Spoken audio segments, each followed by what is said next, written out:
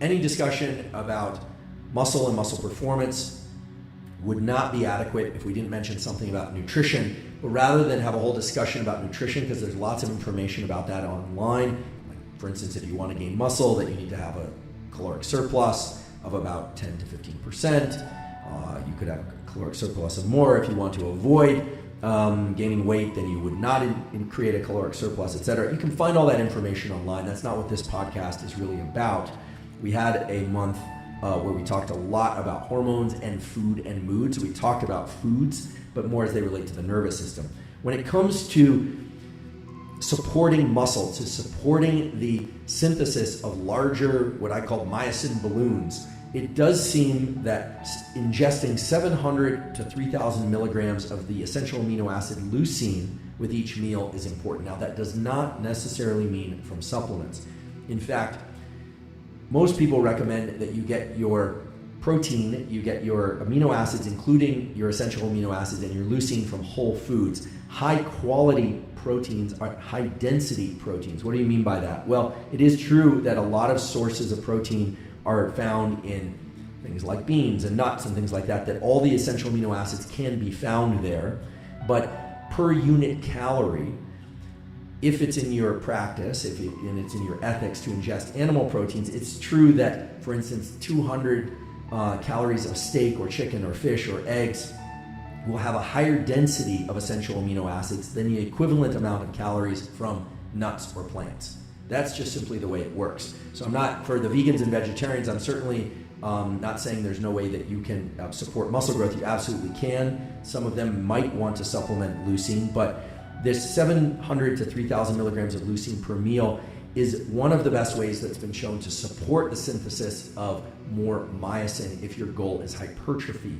And it's also the way that you would support muscle repair if your goal is strength. So that's specifically geared towards muscle hypertrophy and strength. And I encourage you to think about this protein density issue and whether or not you ingest animal proteins or you don't, to think about whether or not you're getting sufficient essential amino acids, especially leucine.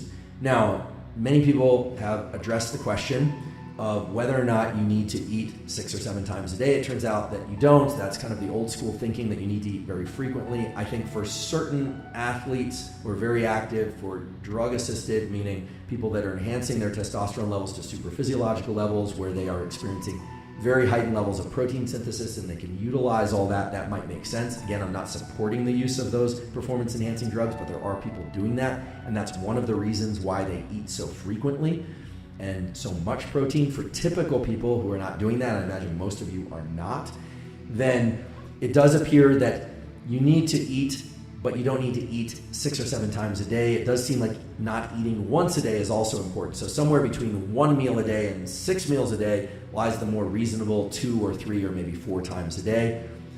I think that a whole discussion about this is warranted, and we'll have this discussion with Dr. Galpin at a future time of whether or not eating protein more frequently can enhance this myosin synthesis. But I think the simple takeaway from the literature that I was able to extract from my discussion with him is eating 2 to 4 times a day, making sure you're getting sufficient amino acids in a way that's compatible with your ethics and with your nutritional regimen is going to support muscle repair, muscle growth, strength improvements, etc. just fine. There's one more thing that I'd like to cover, which is the relationship between particular kinds of exercise and our ability to think, perform cognitive functions. We all hear that exercise is so vital for our brain, that it supports our brain health and our body health. And indeed that's true, provided it's done correctly. However, many of us are familiar with the experience of going for a run or going for a swim or working out hard in the gym and then not being able to use our brain, be essentially useless for cognitive functions for the rest of the day. I discussed this with Dr. Galpin this morning, and I learned something very interesting, which is that hard bouts of exercise, of the sort where you're training near failure or you're generating focused muscular contractions for a session that lasts anywhere from, 30, 45 minutes, maybe 60 minutes, or a long run where you're engaging in some interval training during that run.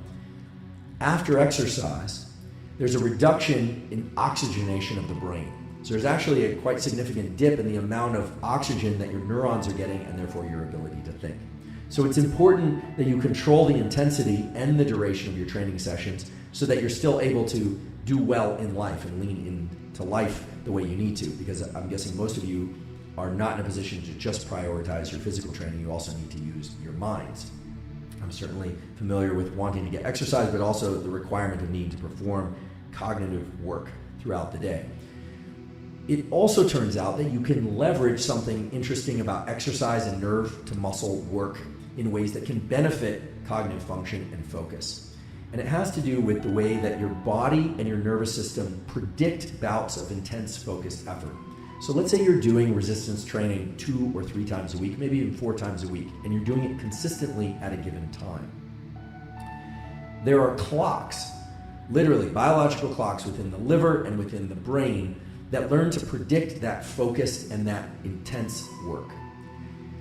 If you are trying to get intense cognitive work done, you might try scheduling that cognitive work on the days when you don't do physical training at the same time when you normally would do that intense, focused physical training.